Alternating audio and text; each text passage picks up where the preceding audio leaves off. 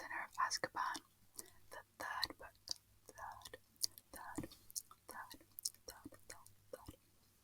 The third book. And I'm going to start on chapter 1. So, let's just get into it. Harry Potter was a highly unusual boy in many ways. For one thing, he hated the summer holidays more than any other time of year.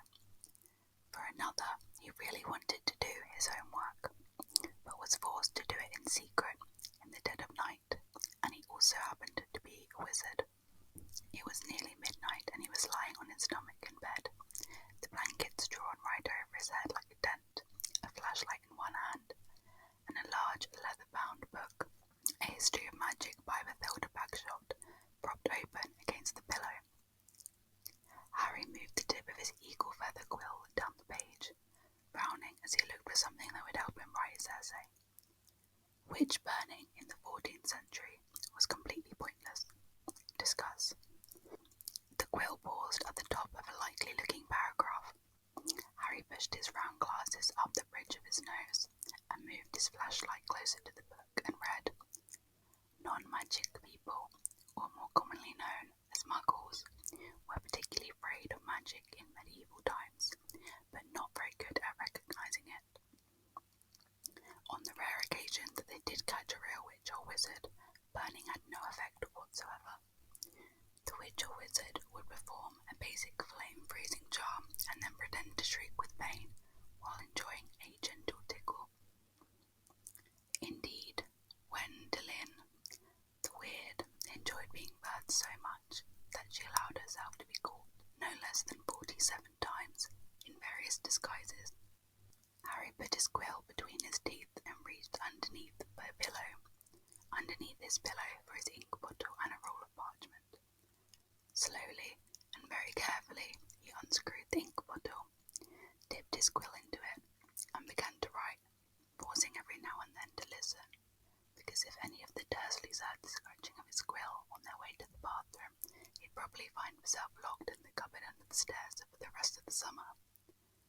The Dursley family of number 4 Privet Drive was the reason that Harry never enjoyed his summer holidays. Uncle Vernon, Aunt Petunia, and their son Dudley were Harry's only living relatives.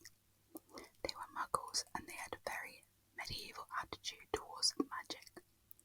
Harry's dead parents, who had been a witch and wizard themselves, were never mentioned under the Dursleys' roof. For years, Aunt Petunia and Uncle Vernon had hoped that if they kept Harry as downtrodden as possible, they'd be able to squash the magic out of him.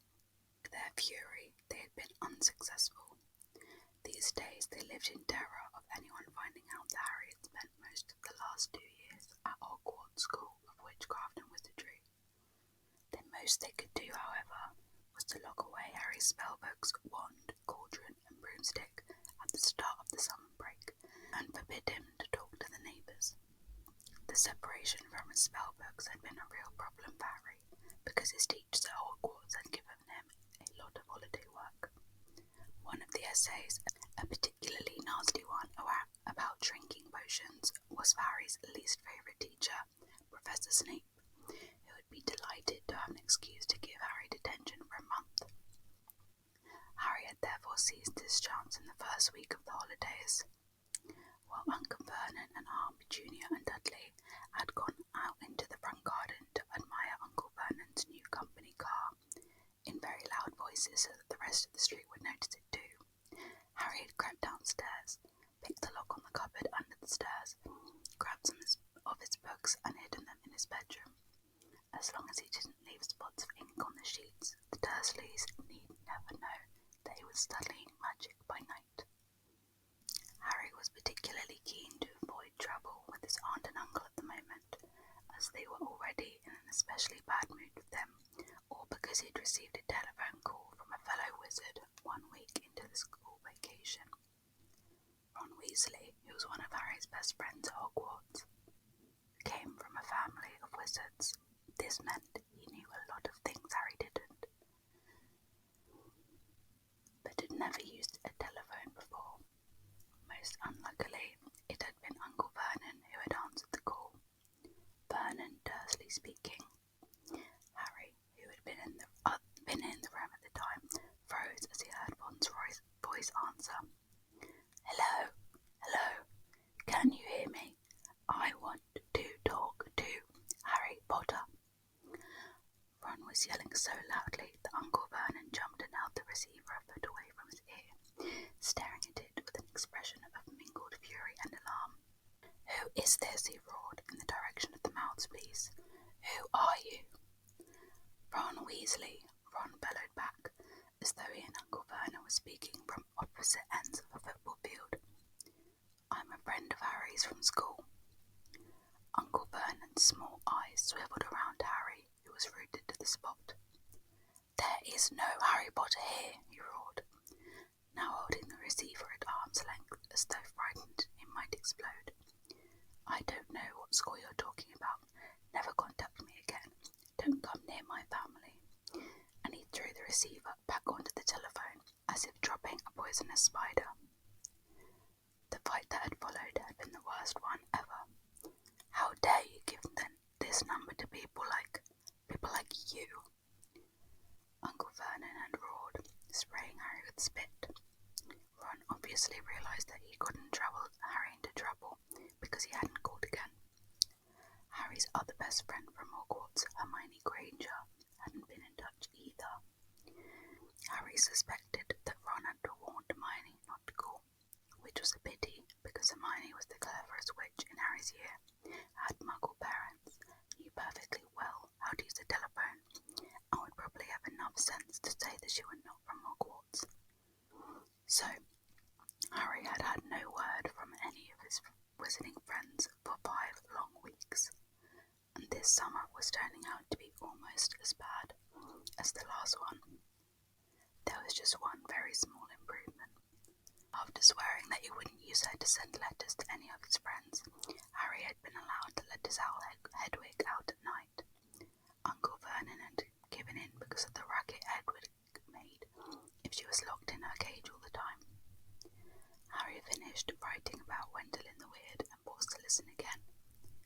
The silence in the dark house was broken only by the distant grunting snores of his enormous cousin Dudley. It must be very late, Harry thought. His eyes were itching with tiredness. Perhaps he'd finish this essay tomorrow night. He replaced the top of the ink bottle, pulled an old pillowcase from under his bed, put the flashlight, a history of magic, his essay, quill, and ink inside it, got out of bed, and hid the pillowcase under a loose floorboard under his bed.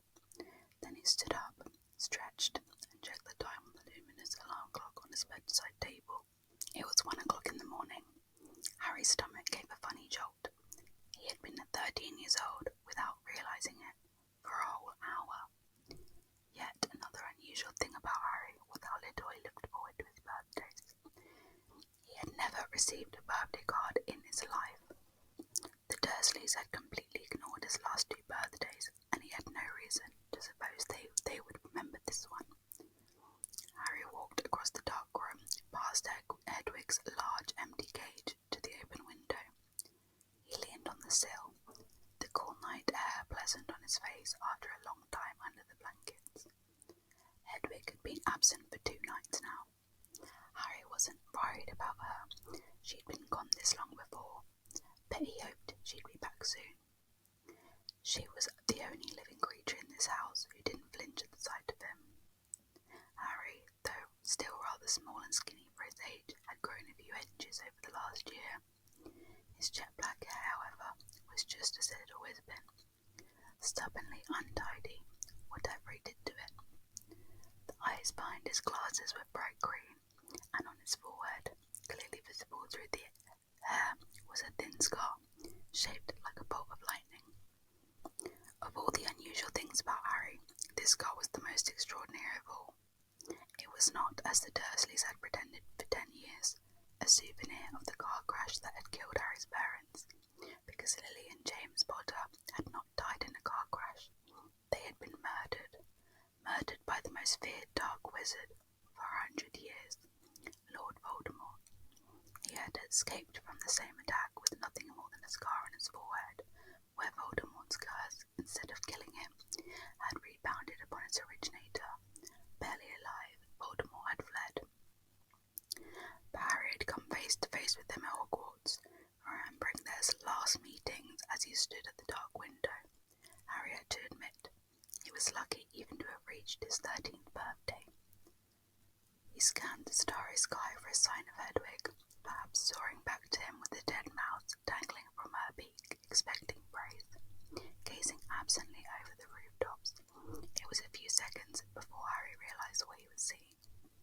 Silhouetted against the golden moon, and growing larger every moment, was a large, strangely lopsided creature, and it was flapping in Harry's direction. He stood quite still, watching it sink lower and lower. For a split second he hesitated, his hand on the window latch, wondering whether to slam it shut. But then the bizarre creature soared over one of the street lamps of Privet Drive, and Harry, realising what it was, leapt aside. Through the window soared 3 owls, 2 of them holding up the third, which appeared to be unconscious. They landed with a soft flump on Harry's bed, and the middle owl, which was large and grey, keeled right over and lay motionless. There was a large package tied to its legs. Harry recognised the unconscious owl at once. His name was Errol, and he belonged to the Weasley family. Harry dashed to the bed, untied the cord round Errol's legs, took the parcel, and then carried Errol to Hedwig's cage.